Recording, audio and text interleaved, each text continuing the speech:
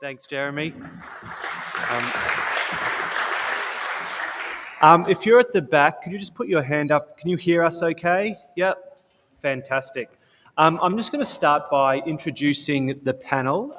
Thank you for your introduction, Jeremy. Whenever I introduce myself, I always begin that I'm a husband and father of 4 awesome children as my primary role rather than my professional roles.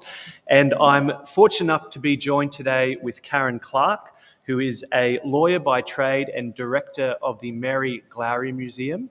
If you're ever around Fitzroy in the middle of the day, it's just upstairs here in this building. Got Clotilde Berryman, who is teacher at Siena College, philosophy background, wife and mother also of 4 children. And Dr. Andy Mullins, who did his doctorate investigating the neurobiology of virtue. He teaches the formation of character at Notre Dame University. He was also formerly headmaster of 2 Catholic colleges in Sydney and is author of Parenting for Character, which I highly recommend, Parenting for Faith, and has soon to be released Discussion Workbook for Parents. Now, Jason spoke about... Nathan, I'm sorry, I'm an absolute fraud because I write parenting books, but I don't have kids. No. But he knows his stuff. I've read his books, and it's the good stuff. Now, Jason spoke about gender ideology, sexuality, relationships. So how do these themes relate to goodness? Well, we know from the book of Genesis that creation is good, and that human beings in particular are made very good. Christ also tells us that God alone is good. A good God creates good things, and his creation is endowed with a specific nature and purpose. And this is how we can know if something is good or not. Something is good to the extent that it follows its nature and fulfills its purpose. Ian Benson spoke about the telos. A good knife cuts well. A good watch keeps and tells the time accurately. They fulfill their purpose. But what about the human person? How do we know if the way a person is living is good? When it comes to sexuality, gender theories, relationships, are we confident in acknowledging whether a belief or ideology about man is good or whether it is misguided, false, disordered, or unnatural? Jason quoted the Second Vatican Council, "When God is forgotten, the creature itself grows unintelligible." The eclipse of God and respect for God's designs are evident. We see this confusion about the deepest and most fundamental aspects of our human nature, our sexuality. And we instinctively cringe at seeing sexuality so grossly misunderstood, so sadly discarded. We know that these modern gender theories are not in accord with human nature, and as a result, the purpose of sexuality is lost. But there is good news, and rather than do the easy work of pointing out where the culture gets it wrong, we should joyfully proclaim what is right. There is truth, goodness, and beauty to existence, not just in the natural order, but in the supernatural order, a fullness of existence revealed by Christ. To quote the Vatican Council again, the truth is that only in the mystery of the incarnate Word does the mystery of man take on light. So my first question to the panel, in light of Jason's talk, and in the midst of seemingly mass confusion about human nature, what does Christ reveal about who we are as human beings? Andy, can we start with you? Please wave or something if the sound is not loud enough. Nathan gave us a heads up on this question before, and I wanted to tell a story to start with because I think it illustrates something very, very important. It's the most moving moment in my years of teaching, which was more than 30 years. I'd employed a great fellow called Michael Douglas in Sydney as the head of history at Redfield. And Mike the kids thought he was wonderful. He was a brilliant teacher. And we used to often get together in a cafe and talk about the world. And he got sick. He started to have trouble speaking, and he kept teaching with a speaker on his hip. He thought that was going to be a way that he could overcome what he was doing, but then it seemed that it was more sinister, and it turned into something like, we thought it was thyroid cancer, and then it turned into a bone cancer. I remember vividly that I went to see him at his home after he'd stopped teaching, and he got my hand, and he put my hand up on his skull where the bone was already soft. It was very moving for me, right? Anyway, I got a phone call from his wife to say that, please come in. They've taken Michael to palliative care, and we don't think he's got very long. So I went into the Westmead Hospital that afternoon, and Michael's laid out on the bed, and he's glazed-eyed. He's not speaking, and I didn't know if he was even conscious. His wife is there, I'm there, and his daughter, who's also a teacher, was there. And we're just making small talk for about an hour. And then suddenly Michael sits up in bed. And then he looked at me and he looked at his daughter and he said, students must see Christ in their teachers. And then he flopped back into bed. And that was it for the day. That was our take home. I'll never forget it. And if it's true for teachers, it's 50 times more true for parents, that your kids have to see Christ in you. So when we're talking about, Jason used the word reality, and we're not just talking about reality about gender. Our baptism, if we're baptised, it seems to me our baptism creates a new reality. In fact, we're a new creature according to St. Paul, aren't we? First words are really important. You know, think of the first words that you say to somebody when you meet them or you met your spouse or whatever, right? What's the first thing that St. John wants to tell us in his gospel? He tells us, in the beginning was the Word, and he goes through about 10 verses where he's describing Jesus. And then he says, and to those who accepted him, he gave the power to become children of God. So it's the first thing he wants to tell us, that God is our Father. St. Peter's first thing, at the start of his first letter, he says, we have been given a new birth. Do you remember in the Acts of the Apostles when there's a couple of moments in the Acts of the Apostles when several of the apostles they've been carted off to jail, and it's not looking good. And it looks like they're going to get cleaned up the next morning. And an angel springs them out of prison. And the angel doesn't say, now guys, get out of town. He actually says, now go back into the temple where you got arrested and tell people about this new life you have been given. So what's the point? That our baptism has created a new reality in our lives, and we can choose to accept it or not accept it, but we're different. And we have to share this with people. We have to tell people about the new life that we've been given. And we have our freedom, and it's the greatest use of our freedom, isn't it, to align our freedom with what Jesus would do in a situation. So that's, when I'm thinking about that question, that's the thing that comes out to me big time, that we have to use our freedom to be more Christ-like. Beautiful. Thanks, Andy. And I'll address the same question to Clotilde. Well, I'm a teacher and a mother, so I have a double call for holiness. Big pressure. When you asked me this question, I was thinking about when I just arrived in Siena College, first time in a Catholic school. I didn't have high expectations, but I felt a call to work there. And there are more rainbow flags in Siena College than in Brunswick Street. And, I walked there and I was like, well, here we go. This is where I should be. And I saw a cross, and on that cross, there were a rainbow flag. I didn't know how to react. I just put this there and say, God, I'm offering this. I found that very challenging, but keep going, do the tour.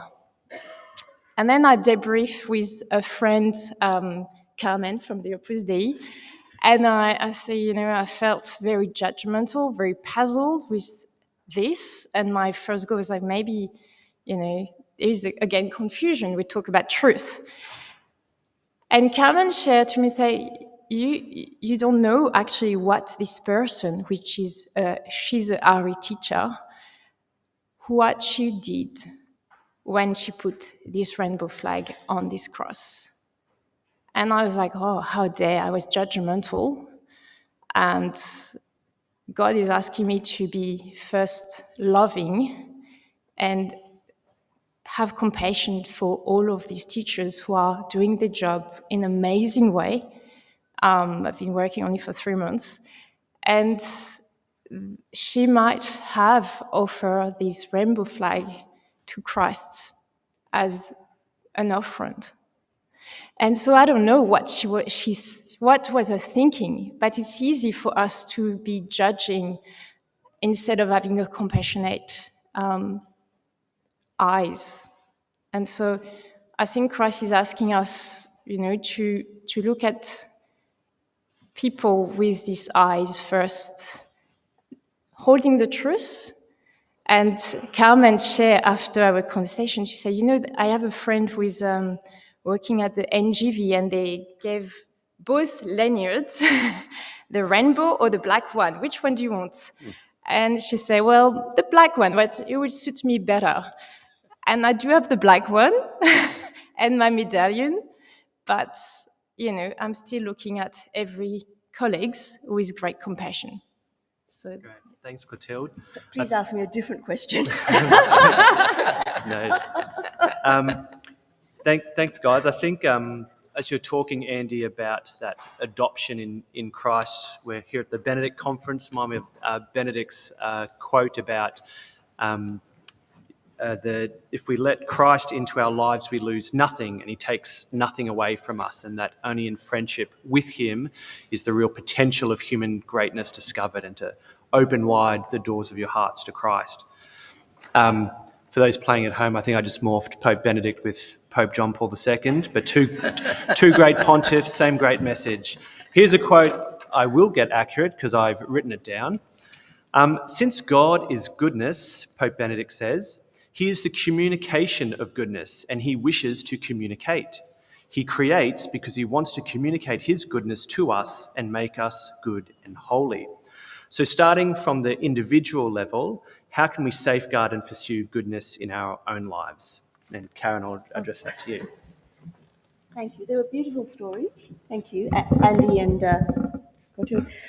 Thinking about moving, I was thinking about how we move from truth to goodness, and I came across this quote from Pope Benedict from Christianity and the Crisis of Cultures in 2006, where he wrote, "The work of the theologian is secondary with regard to the real experience of the saints.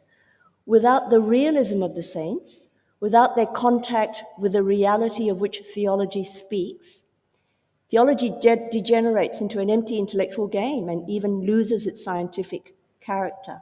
So I guess in a way he's saying that the saints are one of the best interpreters of scriptures, teachers of the faith. So in terms of moving to the individual level, perhaps one way that we can safeguard and pursue goodness in our own lives is to follow the way of the saints.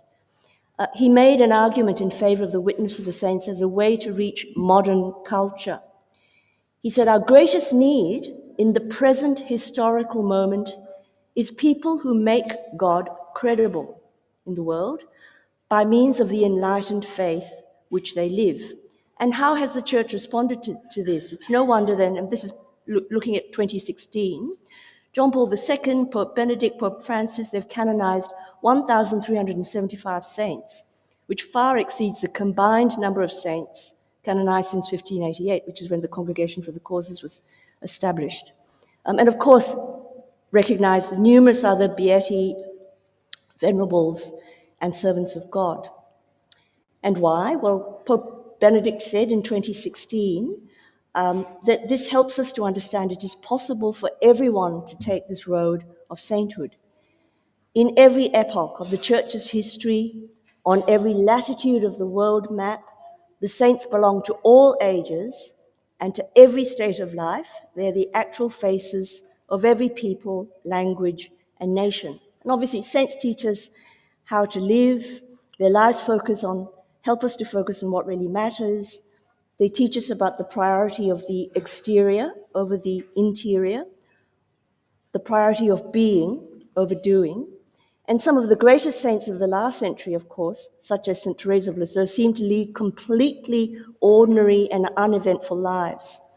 She only did little things with great love rather than great things, but through this way she became the patroness of the missions, yet she never went to the missions. As Pope Francis wrote, and this was only 2 weeks ago, everyone can follow this way, whatever their state of life. So moving from that generality to the specific, I once read that Father Paul Gardner, who was the first postulator for St. Mary MacKillop, met St. Pope John Paul II, and he said to him at the time, "You don't have a saint in Australia?" he asked. "You must have a saint. You must have somebody who knew your country, somebody who loved it. Get on with your work." And so now in this country we have the great gift, obviously, of St. Mary MacKillop.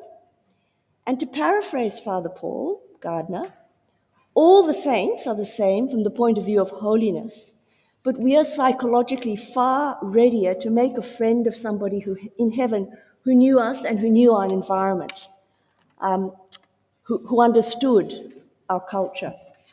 So even closer to home, I know that some people in this room, particularly from the Catholic Women's League, have been working to have another Australian woman canonized, servant of God, Mary Glary. And she knew our country, not only Fitzroy, but she knew this very room.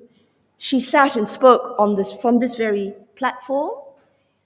She worked at St. Vincent's Hospital, she worked at the Ioneer Hospital, she worshipped at St. Patrick's Cathedral. She was a young Australian undergraduate, like some of you are.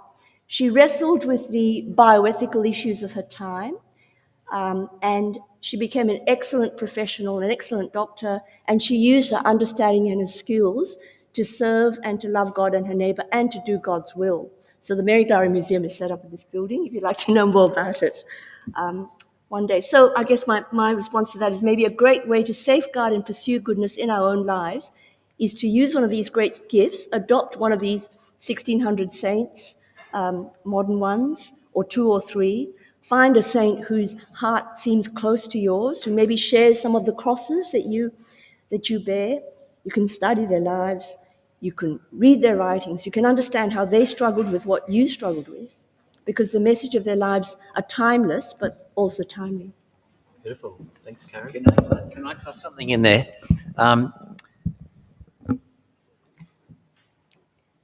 In a sense, we're meant to be those saints, aren't we? I mean, we're all called to holiness. And so I have a little Bible trivia exercise for you. Think about this. Moses gets all of the chosen people in front of him. This is in the book of Deuteronomy. And he says to them, look, we've got to love God with everything we've got. We've got to love God with our whole heart and soul and strength, like everything. Do you remember what comes next? So what he says next is, you've got to write this on your doorposts, you've got to talk about it around your dinner table, you've got to make sure you talk to your kids about this frequently, you've got to wear it on your clothing, you've got to wear it on your forehead. You must not forget that you've got to love God with everything you've got. Okay, what comes next? Because, next paragraph, because when you go into the land of milk and honey, there will be so many distractions that you will be tempted to forget that you've got to love God with everything you've got. Now, we're in the land of milk and honey. We're, in the 100 billion people in the history of mankind, we're right at the top. We've got all the milk, all the stuff that we need, and we've got all the honey, all the sweet bits. And we've forgotten God in our society. And in fact, we're trying to erase God, aren't we, in many senses? So how do we become the saints we need to be? We're called to be. And I don't know, one of the things that sort of certainly is an answer that you keep putting in front of students in schools is we've got to build a life of virtue. We've got to strive to be people who are not just moved by our impulses or our gratifications or whatever it is, but we can make choices that will be effective in our lives so that we can start to become the saints that we're called to be. So I suppose that's what came to mind when you were talking that way. That our striving for virtue starts with our daily effort to set ourselves goals and to respond to those goals with our actions. Great. Thanks, Andy. I want to move towards the family home. Jason spoke about the importance of the family home. And Pope Benedict said there is a need to speak to the hearts of young people who, despite their constant exposure to messages contrary to the gospel, continue to thirst for authenticity, goodness, and truth. And so I think in my role as a father raising 4 children, how important it is to pass on the faith and to teach my children about their identity and their telos, their purpose. And prayer is such an effective way to do that. And one of the practices or disciplines we've introduced is a nightly blessing, where every night when I put my kids to bed, I use that opportunity to give them a blessing. But it's really a way to confer identity and to affirm them. And I might usually start with, thank you, God, for Benedict. My eldest is named Benedict, not after this conference, but after the man himself. I'll say, God, thank you for Benedict. Thank you for all the joy and happiness he brings me and our family. Thank you for making him so good.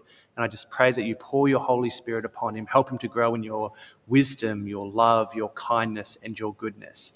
And every night I'll hear something similar like that, where I get to talk to them very explicitly, but through the form of prayer, and to showcase to them, hey, this is who you are and this is what you were made for.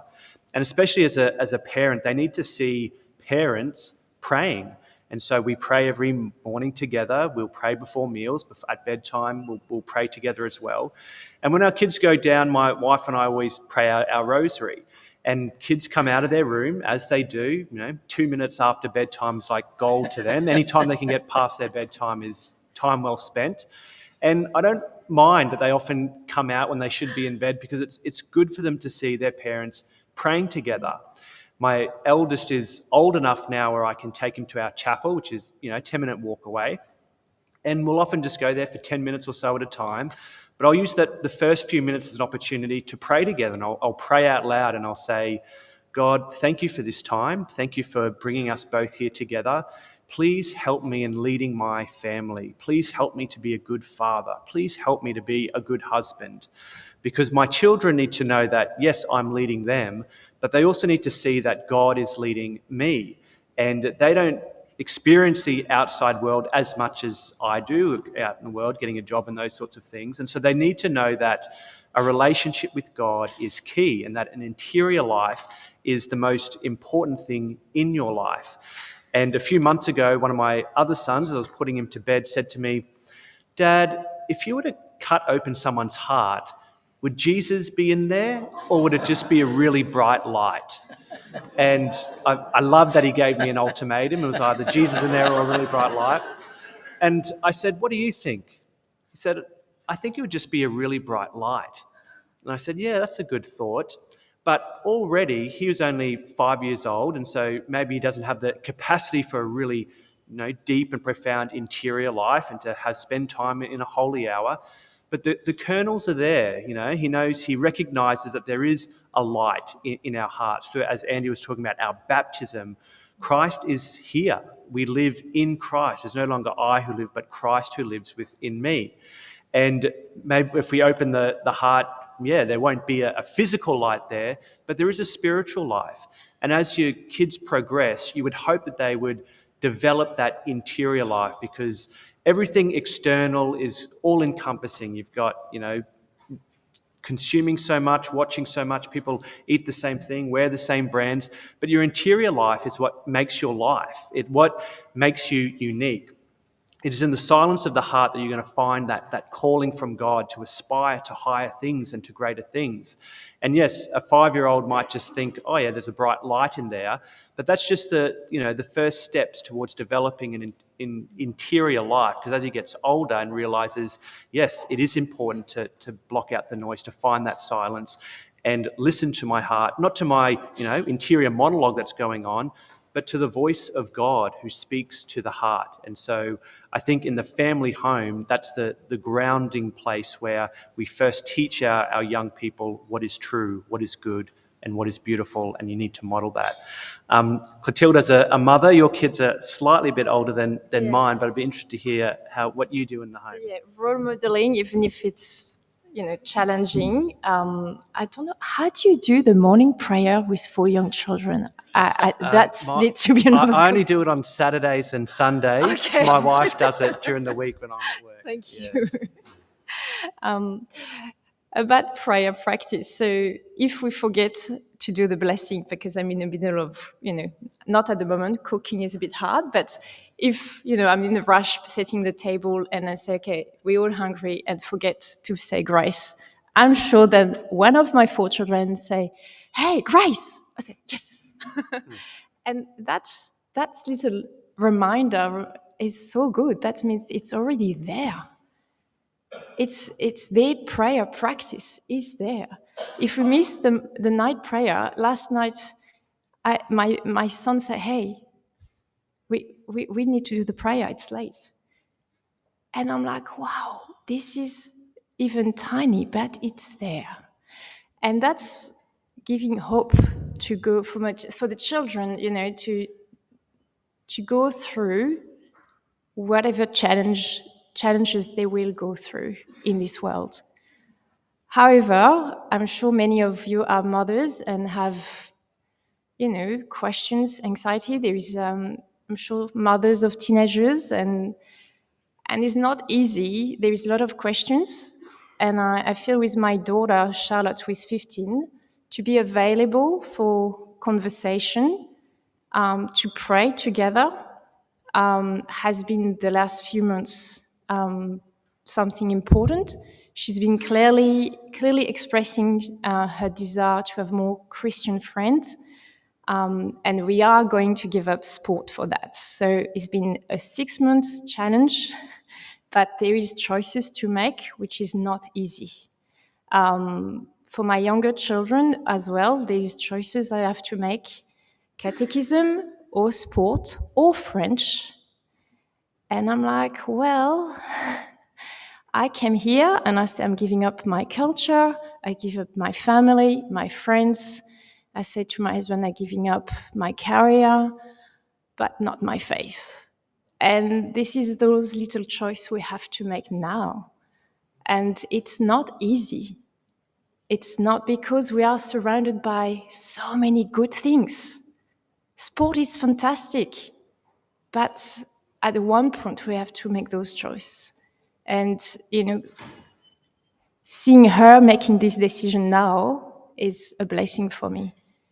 By the way, watching movies of saints with your children is fantastic as well. It's a good way to get into holiness. And there are plenty of Christian movies of saints. Great. Final question. One of Pope Benedict's most famous quotes, I think, is, "We are moving towards a dictatorship of relativism." Now, he said this to the conclave that eventually elected him Pope, so that was 20 years ago now, moving towards, maybe we're already here, a dictatorship of relativism that does not recognise anything for certain and which has as its highest goal one's own ego and one's own desires. So why is it important to have certainty in our standard of goodness? And what is the best way to appeal to a culture dictated to by relativism? Karin, I'll look at you. Well,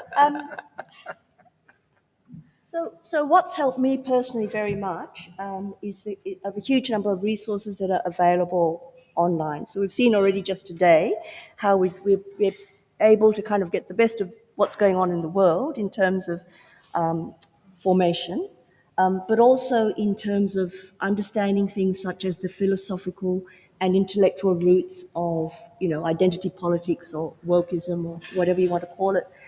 And without actually having to become a philosopher or being doing a lot of philosophy, I find it very helpful, for example, to listen to Bishop Barron just talking, just thinking about that question that Jeremy was raised before about, for example, how do we understand diversity, equity, and inclusion, and how do we understand why that's not a primary value.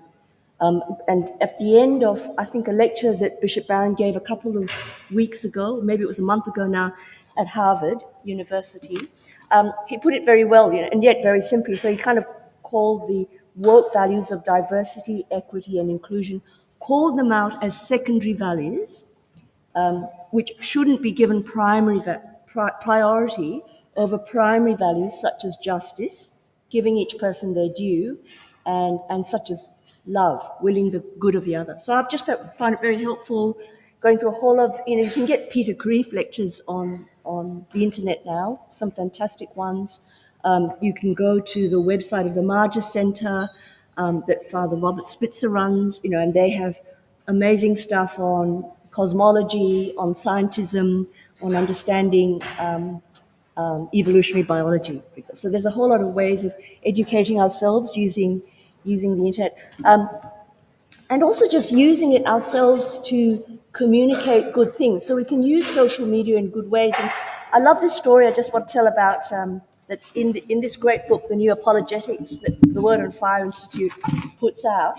And it's about how in this era that we're in, when you evangelize, it's in a different way. So you're speaking, I guess in the older days, you knew who you were speaking to now, but when you put out good things and ideas on the internet and through social media, you never know where those seeds will fall. And it's not up to you, you just have to kind of put them out. So Brendan Vaught tells this story about this great email that they received at Word on Fire from a woman who explained her conversion story this way. She was a fan of this movie star, Charlie Sheen. So she pokes around the internet a lot looking for information about him.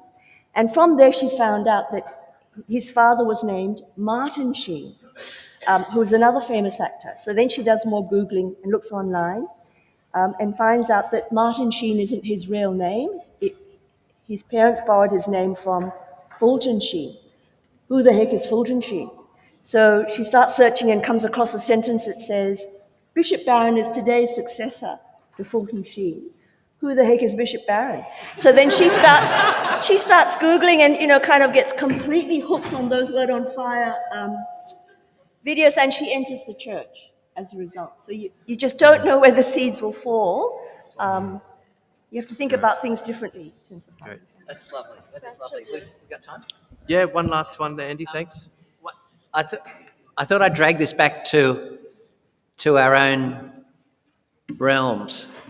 I'd love to end my contribution on this with the idea that our families are schools of love, and that if we truly are full of love in our lives, we'll be very joyful, and that's going to sell our faith. I mean, we saw the quote there from Pope Benedict about radiant joy in our lives. But I've got a couple of silly stories that I thought I'd throw into this to illustrate the challenge, right? So I've got a mate in Sydney he's pretty volatile, and he tells these stories openly with his friends, but he's also doing a fantastic job raising his kids. And he said, I was so cranky with my daughter. She was 10 years old. I was so annoyed that I didn't want to lose it. So I went into the laundry and I washed my face. And I wasn't going to come out until I'd fixed my face. He composes himself, he walks out, and straight away his daughter jumps behind the mother and says, Daddy's got the face. He thought he had fixed his face. So it's a big challenge to make our families not only schools of love, but schools of joy, right? Kids read us big time, don't they? I asked one little guy, how did you know your dad was annoyed? He said, because he raised his eyebrow. I mean, they know us better than we know ourselves sometimes, right? My volatile friend, however, gives us another clue. Another beautiful, beautiful moment. This time it's his son. And he doesn't mince words, and he is shouting in his office at night in his home at some guy that's let him down on a building site. and he's using very colourful language, starting with the letter F. And then he realises his little boy is standing next to him. He's got into his office and he's just standing aghast looking at his dad. And the boy turns and walks out. Next Sunday, they're in Mass. And there's confessions on during Mass because it's a Maronite church. And the boy says to his dad, he's standing at the back with his dad, he says, "Daddy, you're going to confession." And Dad says, "Do you think I need to?" And the boy just goes, and then the little guy says to his dad, and this is how well he's raising his boy. He says to his dad, "Dad, I'll go with you if it helps." Isn't that fantastic? But what's the point? I think Pope John Paul says the whole reason we've got freedom is so that we can love. And we've got to make sure that our families are schools of love. And that's your most important task, to teach your kids to love with everything they've got. And if we don't do that ourselves, one, we won't be very cheerful, but two, we won't get the message across. So that's my take home. Great. Thanks, Andy. And I'll hand it over to Jeremy. Thank you.